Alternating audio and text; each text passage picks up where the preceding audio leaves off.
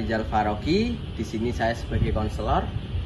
Nah, di tengah tuntutan akademik yang semakin meningkat, banyak pelajar yang mengalami stres belajar, tekanan untuk mencapai prestasi, untuk memenuhi ekspektasi, dan mengelola waktu yang baik seringkali menimbulkan kecemasan yang berdampak pada kesehatan mental. Oleh karena itu, penting bagi kita untuk memahami dan mencari cara mengatasi stres ini agar proses belajar tetap menyenangkan dan produktif. Saya Muhammad Kopsin Saropidin Umar, saya sebagai klien. Akhir-akhir ini saya mengalami stres belajar. Munculnya stres belajar ini disebabkan oleh banyaknya tugas kelompok. Di sini saya mendapatkan kelompok yang tidak suka dengan saya.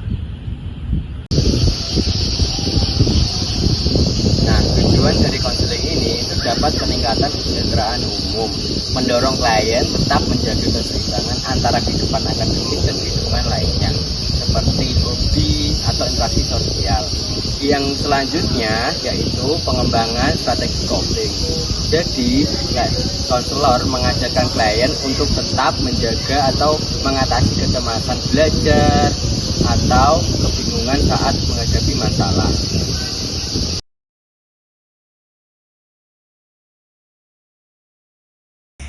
Halo, selamat malam Mas Kopsin. Mas Rizal. Oh iya, kok malam-malam kesini Mas Kopsin? Ada butuh bantuan apa Mas? Saya mau minta bantuan untuk untuk diriku ini yang di kelas kayak di tank temanku gitu ya, kayak apa-apa itu kayak gimana gitu, kan itu salah dari saya sendiri kayaknya, tapi saya itu memikirkan ini terus, kayak kepikiran terus, jadi itu apa-apa sungkan sama teman. Solusinya gimana Pak?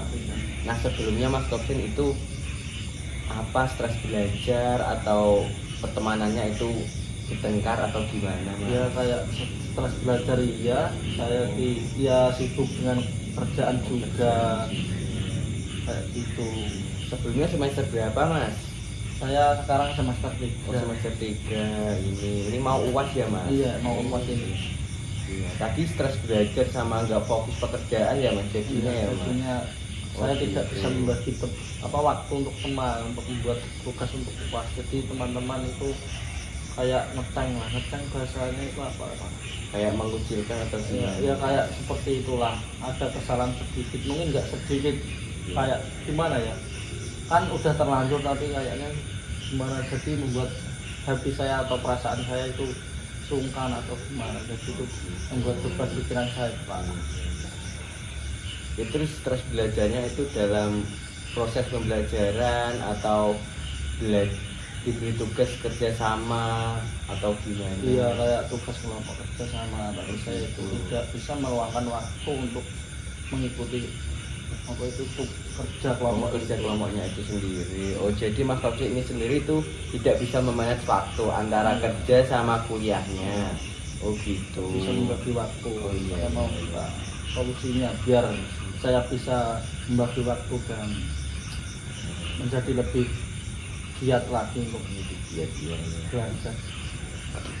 Ya, kita sebelum memasuki solusi-solusi ya Mas, kita ngobrol lebih jauh dulu ya Mas. Untuk kuliahnya biasanya itu gimana Mas, jam-jamnya pagi sampai sore atau siang sampai sore? Aslinya itu kuliahnya ya banyak waktu yang nggak masuk sih. Masuknya jam 10 sampai jam 2, kadang sampai jam 4 sore. Kalau kerjanya Masnya?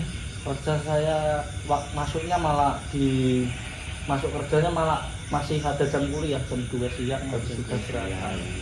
Berarti cukup mengganggu ya Mas pekerjaannya? Ya cukup sih, sedikit mengganggu, tapi pahamannya udah kayak gitu gimana. Tadi misalnya contohnya itu stresnya Mas dalam belajar itu, contoh kecilnya itu seperti apa, lebih detailnya Mas? Stresnya dalam belajar ya Pas bekerja kelompok tadi ya tidak bisa mengikuti, dan ya gimana ya, mungkin saya tidak terlalu pintar untuk bergabung dengan orang-orang itu, saya itu nggak bisaan orangnya, jadi sedikit beban mungkin untuk dia.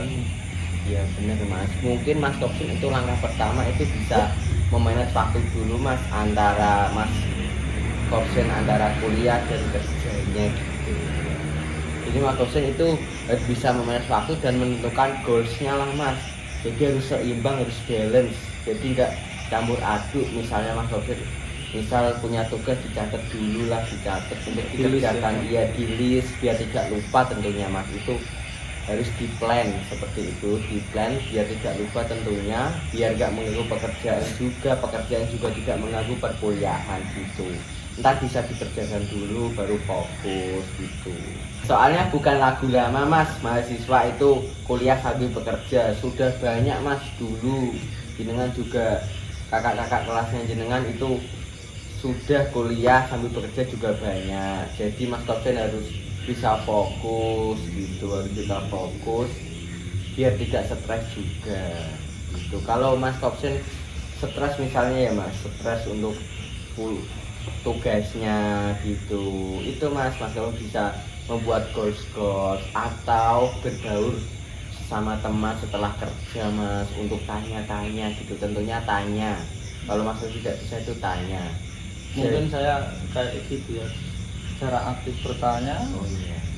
Mungkin belum ada benak hati saya untuk semangat kuliah, mungkin dari karena saya tidak bisa komputer, nggak bisa kayak seperti kurang bisa lah, bisanya ya cuma cari YouTube. Karena mungkin saya kurang aktif bertanya sama teman, mungkin saya terlalu terlalu tidak memikirkan kuliah kayak teman-teman. Gimana ya, kalau saya itu kuliah itu kayak semangat itu ada 50%, karena saya terbebani kayak tugas itu nggak kuat rasanya, itu nggak bisa. Gimana ya aku bisa menggarap tugas ya teman-teman, kerjakan tugas-tugas ini ya dari mana ya, aku mungkin karena itu gap year terlalu lama, mungkin juga mengenal kayak gitu.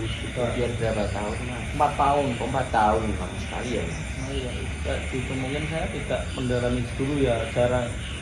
Kalau di kan saya itu dulunya mondok, di pondok itu jarang memegang alat-alat seperti itu. Di pondok itu seringnya memegang kitab kuning dan bolpen kita kayak seperti itu. Mungkin pengalaman saya di bidang kayak komputer dan lain-lain mungkin kurang bisa, karena dan sekarang kayak kuliah zaman sekarang itu harus memegang laptop, harus bisa laptop misalnya dan lain-lain lah. Mungkin dari situ ya saya terlalu tidak bisa.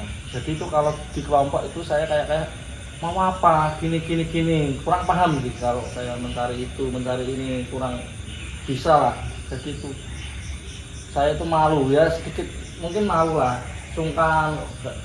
Kalau kelompoknya bisa kok saya ikut di situ aja nemenin, tapi intinya ikut berkumpul mungkin saya ya nggak apa-apa, suka kalau tidak ikut memegang atau mengerjakan kayak gitu. Gimana solusinya Mas Rizal?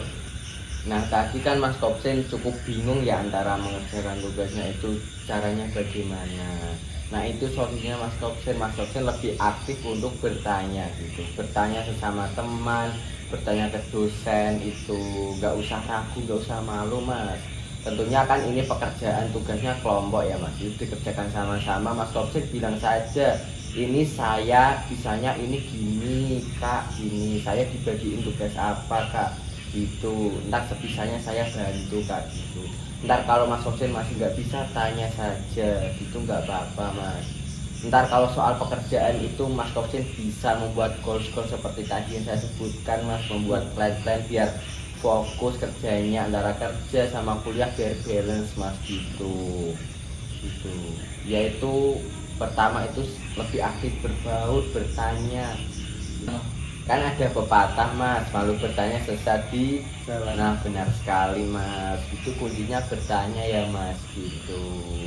Jadi terus aktif lagi ya mas gitu. Apakah cukup mas untuk menyelesaikan masalah mas Topsen malam ini? Ya mungkin sedikit meringankan beban saya. Saya kira cukup. Besok kalau ada masalah lagi, apakah saya bisa konsultasi ke Pak Rizal lagi? Bisa banget mas, ntar bisa menghubungi saya. Ntar kita atur jadwal lagi mas untuk sesi konseling ini. Terima kasih. Udah cukup ya Pak malam ini. Saya sudah merasa lebih ringan. Terima kasih Pak telah membantu untuk mengingatkan saya yang gimana ya, yang tidak bisa mengatur waktu atau ya mungkin lebih ngawur lah. Iya. Terima kasih bisa mengingatkan saya dan mungkin bisa untuk menjadi pelajaran ke depannya saya untuk lebih berfokus di kuliah dan mengatur waktu atau ya lebih biar lebih tenang lah, mungkin kayak Pak Rizal yang tadi sampaikan. Ya saya mau pamit Pak. Ya Mas Topsin, saya juga terima kasih juga. Saya juga semoga bermanfaat memberi solusinya ya Mas tadi Mas. Mas Topsin kuliahnya lancar, tugasnya lancar, pekerjaannya juga lancar, sukses selalu ya Mas Topsin. Ya udah Mas Topsin mau pulang atau kemana Mas Topsin? Ini mungkin langsung pulang aja, udah lama-lama. Oh iya. Ya udah hati-hati ya Mas Topsin. Ya, terima kasih juga Mas Topsin. Hati-hati di jalan. Sama-sama Pak. Iya.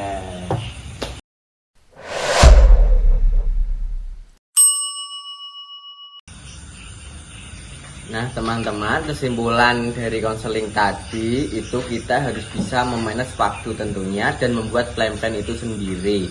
Memanage waktu itu sendiri kita harus bisa menseimbangkan antara pekerjaan dan juga antara perkuliahan. Jadi pekerjaan juga tidak mengganggu perkuliahan dan perkuliahan juga tidak mengganggu pekerjaan itu sendiri. Nah selanjutnya kita juga lebih aktif untuk bertanya yang kita tidak tahu, bertanya kepada teman maupun dosen itu sendiri. Dan kita kalau ada tugas itu mengatur plan saja, goals dicatat untuk biar tidak lupa.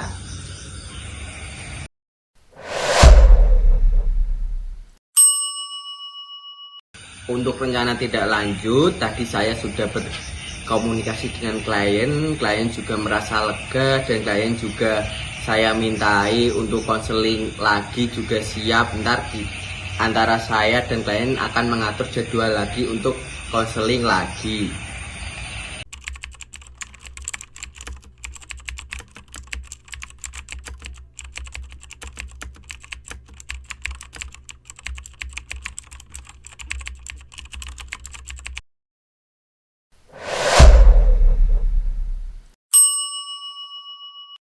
Pesan saya untuk teman-teman, kerja dan belajar adalah dua sisi dari koin kesuksesan. Dengan kerja keras kita mengasah keterampilan dan dengan belajar kita memperluas wawasan.